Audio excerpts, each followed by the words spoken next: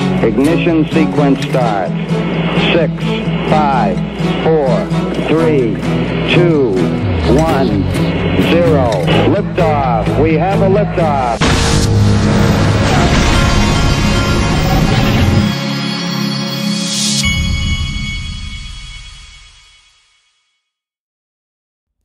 Hey everybody, this is the Digital Asset Investor, and I wanted to start this video by showing you this. This is Rob XRP and his kind of update on where he sees things.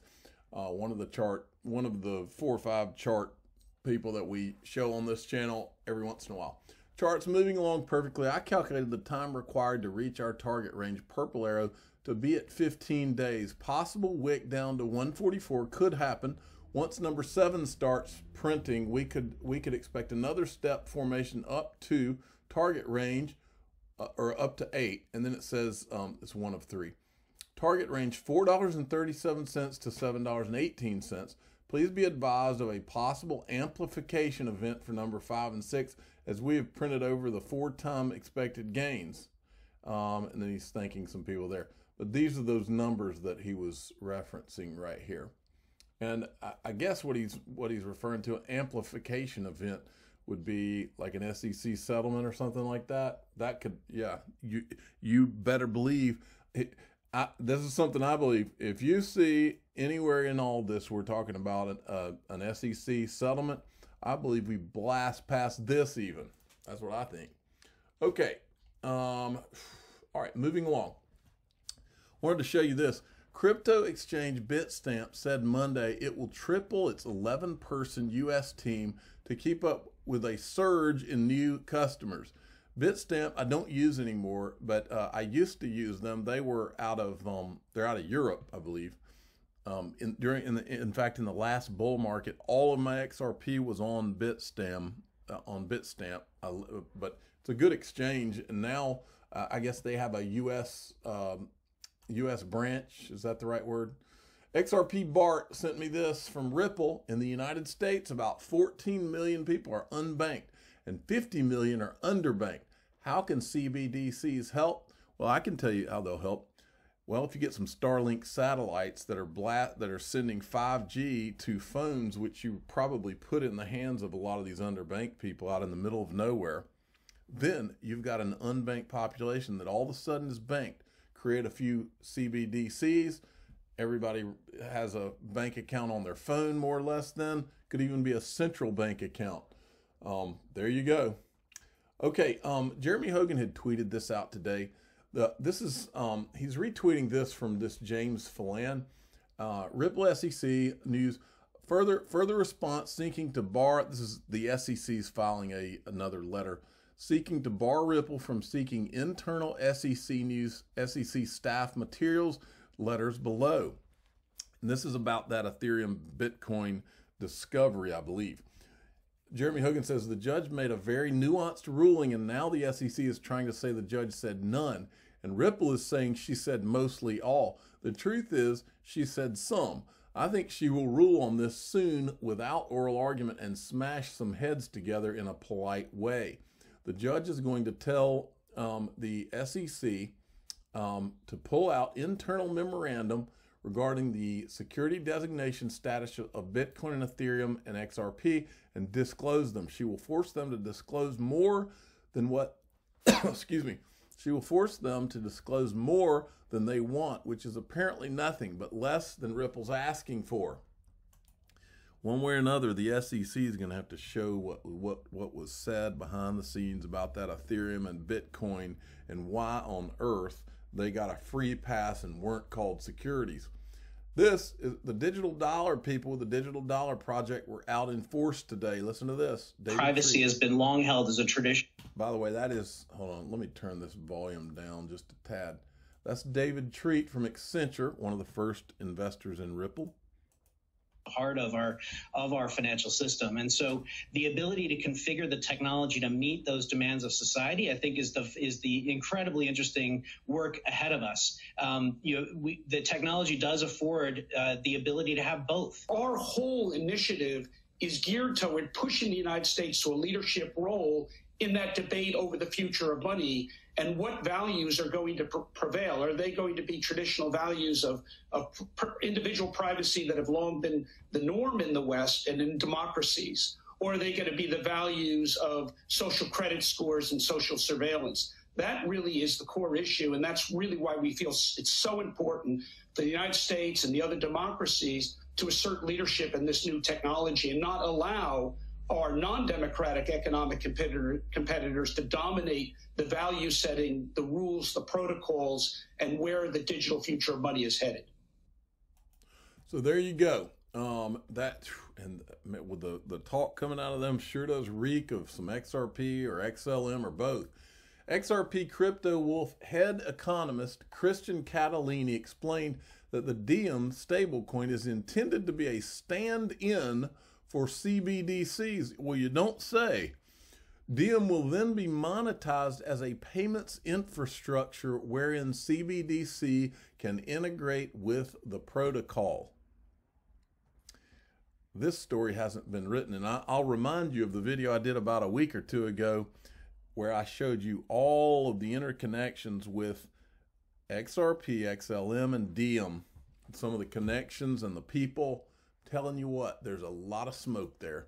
Okay, in the last video I showed you something about what the eBay CEO had said, and here's an actual clip of them talking about it. And given the fact that you parted ways with PayPal a couple of years ago, when you look at that company or some of the others in the payments processing space, cryptocurrency is taking on more attention. It's being adopted. How are you approaching that at eBay?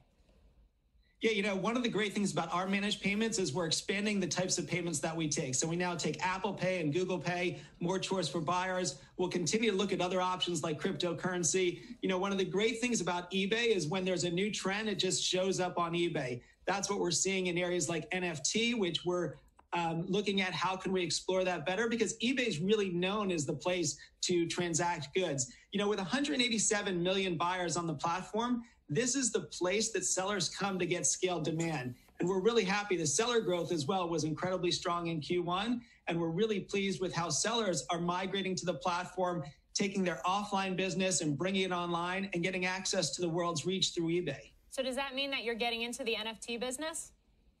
You know, we're looking at it and exploring opportunities for how we can enable it on eBay in an easy way. When you think about collectibles, everything that's really collectible has been on eBay for decades and will continue to be for the next few decades.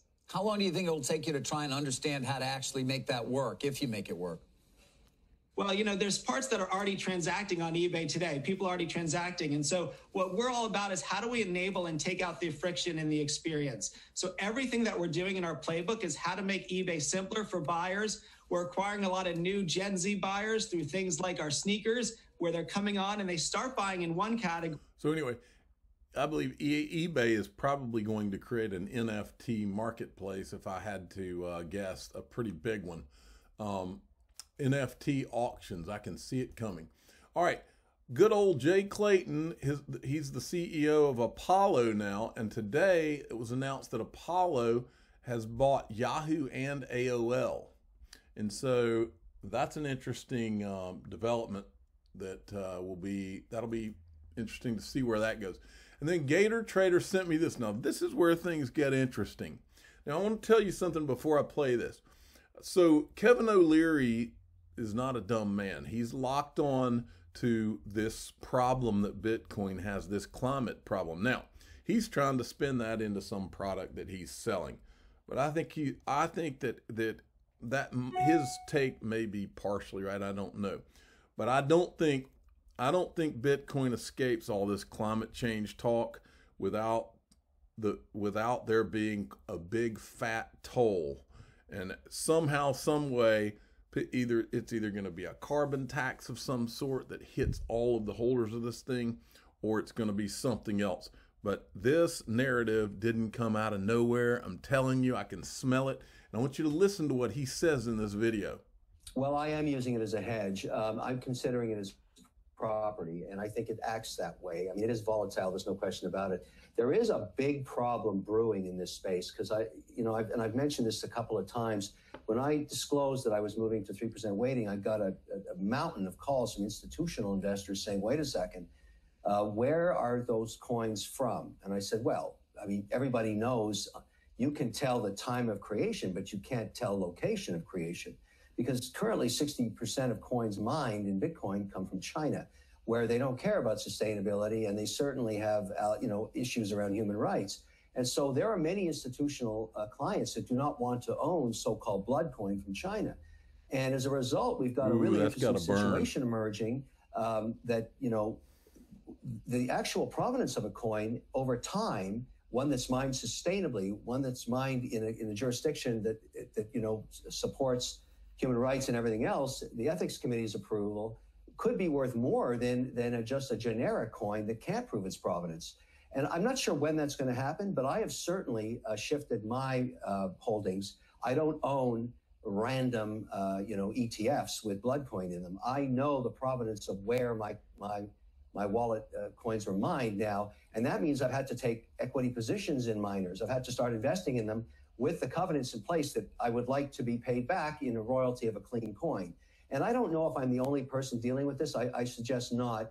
There is a huge problem going on in this industry, and you're going to see it come to a head at the June 4th, June 5th cryptocurrency here in Miami, crypto conference here in Miami. The industry has done a poor job in lobbying its case around sustainability. I spend a lot of time talking to CEOs of miners and various entities that want me to invest in their mining operations. Collectively, they've done a horrible job. They don't push back, and I'm hoping to be part of that solution. I'm trying to organize now In other words, mining is a problem, but my question has always been, why use mining? If Bitcoin is a problem, then why not use a digital asset that doesn't have that problem? Not try to fix the problem of mining. You can't fix it. All you can do is come up with a bunch of patchwork. Instead, use something that actually works called consensus. The XRP ledger. We don't need proof of work. Proof of work does not work. He's just discovering that and trying to capitalize on it in some kind of roundabout way. But that's not the solution. Is things like this, Stellar and XRP, folks. That's the solution. They don't require mining. There is no climate problem. There is no energy burn like what Bitcoin is. Now, this caught my attention because ever since Stellar and XRP came along, these guys at Gemini, the Winklevoss brothers, have never ever acknowledged either one of them to my knowledge, and are, because they're terrified of them. That's why. But if you remember, recently Circle, which Circle is, my understanding is their stable coin was built on Ethereum, I believe. They had to put it on the XLM on the Stellar network so that it could send fast, is my understanding. So it's kind of what we've always said. They have to put it on, they have to put those proof of work things on the ledger ultimately to be able to send them fast. So look, so now all of a sudden, Stellar, it looks like, is working with Gemini. These guys are finally realizing the writing's on the wall, I guess. We're setting up a new global payment standard with near instant settlement and transaction fees of fractions of a cent. This is the CEO of Stellar, highlights how in this article for Gemini Cryptopedia. So they are obviously getting warmed up to the guys at Gemini. And then there's this, I told you about this last week, and now it's on Yahoo Finance. Music-focused NFTs from band royalty allow fans to earn royalties from favorite songs. Okay, what this is, these guys, and I showed you this website the other day. These guys are in the process. What they're doing is it's 3,000. My understanding is there's 3,000 NFTs that they're going to sell on May the 5th. So a couple days from now. And here's how it breaks down. There's 1,500 that you can get of this vinyl album NFT, and then different ones cost different amounts. So these cost 3 Ethereum each, and there's 750 of those. These cost 5 Ethereum each at 500. So anyway, you can, but if you own one, now, and these down here were pre-sold, these are already sold out. But if you, and the rest of them open up on the 5th, and that's when I'm going to get some myself.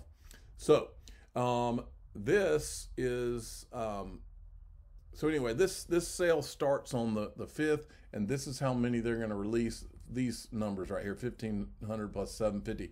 Now, and then once you have them, you can turn around and you can sign up for one of to stake them in one of these pools to earn royalties. That means every time the songs that they have licensed, that means every time those songs are played, royalties are going into the pot that'll be divided between only these people that own these NFTs. And this first round's 3,000, but I think they said they're going to do up to 12,000, but no more. I think that's the number. I'm the digital asset investor. I'm not an investment advisor. This is for entertainment purposes only. Please subscribe, hit the like button, and tell your friends and family about these banned it's bandroyalty.com. You can go and sign up for the email to let you know when the sale starts.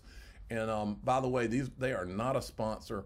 I just think it's a cool opportunity, and I'm going to buy some of these. Thanks for listening.